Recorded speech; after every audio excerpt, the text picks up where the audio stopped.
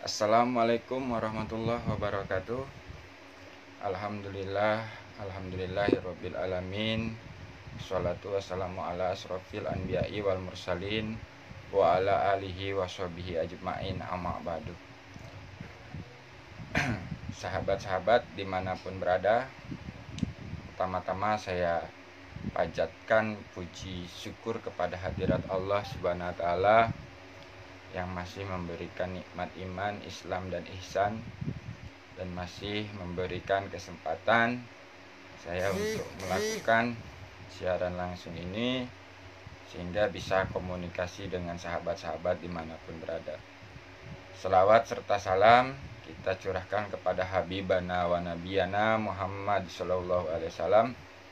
Mudah-mudahan kita salah satu umatnya yang selalu menjalankan ajaran-ajaran beliau sampai yaumil akhir nanti. Amin ya robbal alamin. Oke sahabat-sahabat dimanapun berada, sore kali ini kita ngopi bareng. Nah, kita ngopi lagi.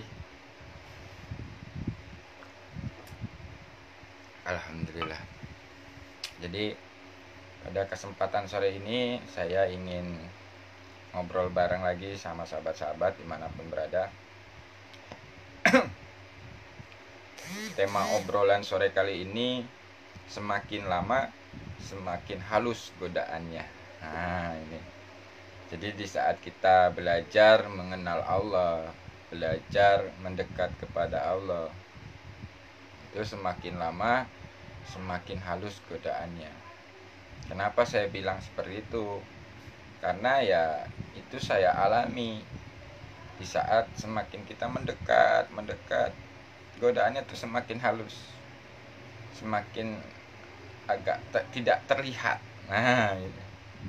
Tapi kalau kesadaran kita tetap, jiwa kita tetap sadar Allah, nanti di situ akan tersaksikan yang halus-halus seperti itu. Maksudnya contoh yang halus itu seperti apa? Gini teman-teman, sahabat-sahabat.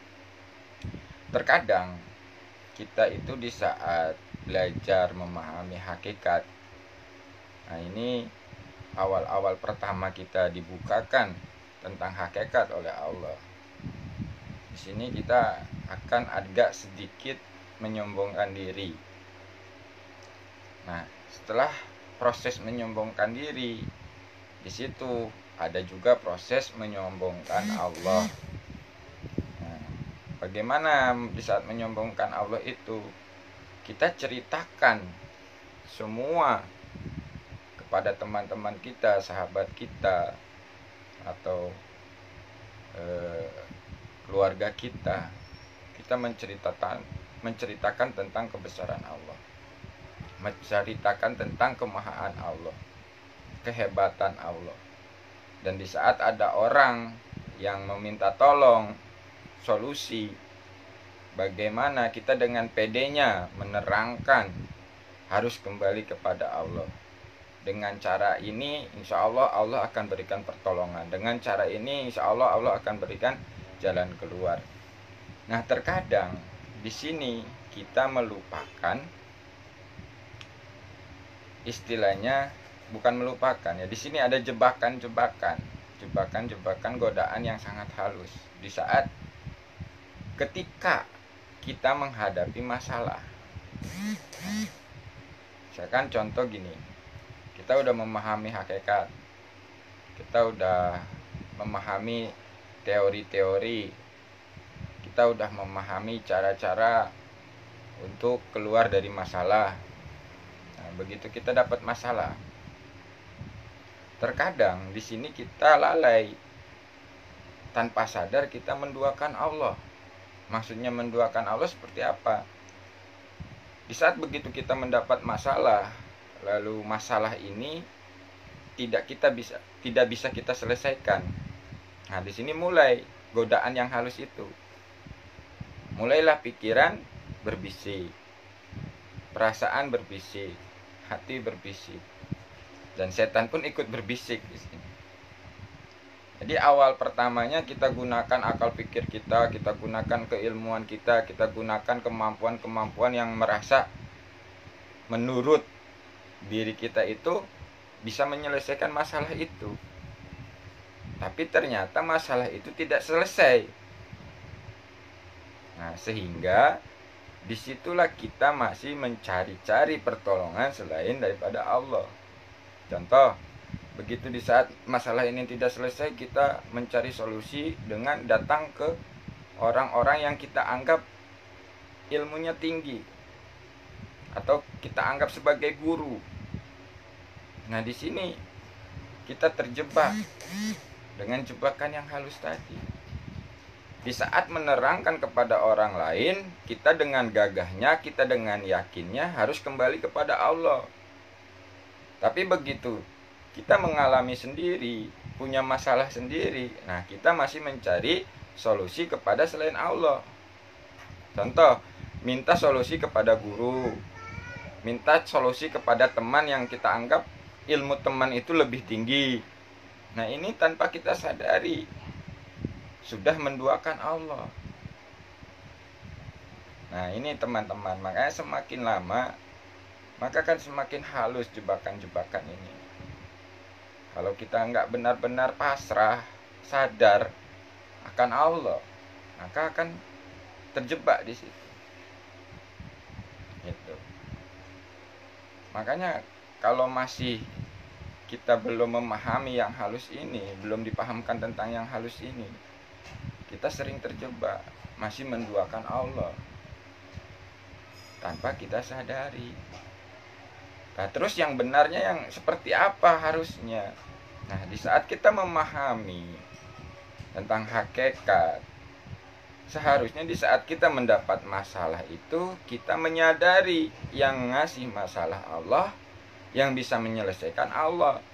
Sehingga kita langsung kepada Allah, kembali kepada Allah, minta petunjuk Allah. Nah, di saat kita sudah interaksi kembali kepada Allah, ya Allah, aku terima masalah ini, aku terima ya Allah, dan kini aku kembalikan kepadamu ya Allah. Apa yang harus hamba lakukan ya Allah agar masalah ini engkau selesaikan ya Allah. Nah, di situ nanti ada perintah, ada petunjuk. Nah, di saat jiwa kita komunikasi itu, kita akan dipahamkan. Tiba-tiba misalkan ada petunjuknya ini harus menemui guru.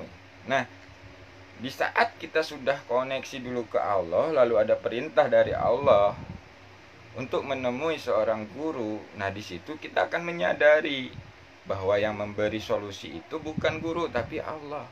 Karena apa? Kita ikhtiarnya itu mengikuti kehendak Allah, perintah Allah. Nah, ini di sini sangat tipis, teman-teman. Jadi saya perhatikan sahabat-sahabat yang sama-sama mengamalkan ilmu laku sadar Allah ini, dan masih banyak yang terjebak di sini. Karena apa ya? Saya pun sama masih mengalami hal seperti itu. Di saat diperjalankan jiwa, raga, dan ruh saya ini keluar oleh Allah, misalkan keluar kota, nah di situ penyaksiannya nyata. Keimanannya jadi kuat, keyakinannya jadi kuat, karena menyaksikannya nyata bagaimana cara Allah memberi ongkos, bagaimana cara Allah memberikan fasilitas makan, minum, fasilitas tempat tidur. Ini tersaksikan oleh jasad, oleh jiwa, dan oleh ruh. Nyata bahwa ini semua adalah jaminan Allah. Nah, di saat di luar, tapi begitu di saat kembali ke rumah, terkadang disitulah kelalaian saya. Tidak bisa menyaksikan hal yang sama, padahal sesungguhnya sama. Di rumah pun Allah memberikan fasilitas apa yang diberikan di saat saya keluar. Cuman disinilah jebakan-jebakannya, godaan-godaannya. Jadi bagi teman-teman dan sahabat-sahabat yang memang sedang diproses, kita sama-sama di sini berjalan, kita sama-sama di sini belajar. Jadi kita saling mengingatkan, kita saling menguatkan. Betul, di saat kita memang sudah sesuai dengan istilahnya ketentuan, syarat yang berlaku, otomatis akan mendapatkan hasil yang sesuai.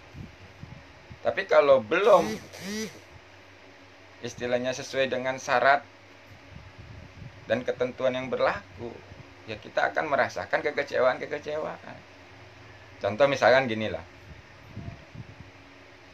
di padepokan itu diajarkan, di saat kita menjalankan amanah, maka kita akan bejo. Nah, di saat menjalankan amanah, otomatis kita akan bejo. Nah, apabila di hati ini masih tersangkut dia menjalankan amanahnya ini karena hanya ingin bejo, nah ini tipis. Di sini tipis godaannya. Maka sehingga dia melakukan amanahnya bukan karena Allah, tapi karena ingin bejo. Padahal seharusnya kita lakukan amanah ini murni karena Allah, sehingga Allah otomatis berikan bejo, keberuntungan. Nah, di sini kita terkadang masih terjebak dengan godaan-godaan yang halus. Nah, memang di saat diproses oleh Allah untuk memurnikan tujuan, memurnikan rasa cinta kita, memurnikan keyakinan kita, ini akan menghadapi pembelajaran yang luar biasa. Jadi sebelum kita masuk ke wilayah ikhlas, masuk ke wilayah kemurnian, ini akan mengalami istilahnya proses-proses gojlokan, pembelajaran. Contoh gini, di saat saya melakukan sesuatu, saya ingin ikhlas. Nah, ternyata begitu selesai tidak sesuai dengan yang diinginkan. Contoh, saya amanah, saya ingin ikhlas karena Allah. Tapi setelah saya amanah, tapi tidak sesuai, mendapatkan sesuatu yang saya harapkan dalam hati. Nah, ini belum murni sebetulnya. Kalau murni karena Allah itu sudah tidak ada harapan apapun, sehingga otomatis janji Allah itu akan Allah berikan. Jadi ibaratnya ginilah, kita sholat duha, kan selama ini mindset kita di saat kita sholat duha itu agar dimudahkan rezeki oleh Allah. Sesungguhnya antara rezeki dan sholat duha itu nggak ada kaitannya. Tapi memang Allah, Nabi Muhammad menjelaskan tentang sholat duha ini, keistimewaannya, fadilahnya. Di saat kita melakukan sholat duha akan dimudahkan, dibukakan pintu rezeki dari langit, dari bumi, dari kanan, dari kiri. Nah, tapi ini kita harus lakukan murni karena Allah. Nah, di saat kita sholat duhanya murni karena Allah, lillah karena Allah, otomatis fadilah itu akan diberikan. Tapi di saat di dalam hati kita ini masih tercampur, di saat mulut mengucapkan lillahi ta'ala, tapi hati tujuannya ini ingin dimudahkan rezeki. Nah, disinilah jebakan-jebakannya yang sangat halus.